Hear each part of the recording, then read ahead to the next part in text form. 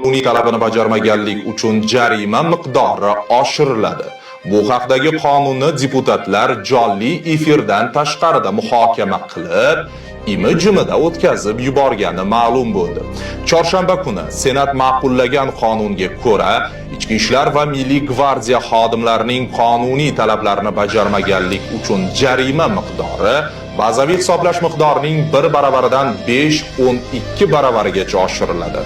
Bu oshirish ichki ishlar xodimlarining qonuniy talablariga bo'ysunmaslik holatlari oxirgi 4 yilda 1,5 barobarga oshgani bilan izohlandi. Ichki ishlar xodimining qonuniy talabini bajarmaganlik uchun jarima miqdori oshiriladi. Bu haqdagi qonunni deputatlar jonli efirdan tashqarida muhokama qilib, imi-jimida o'tkazib yuborgani ma'lum bo'ldi.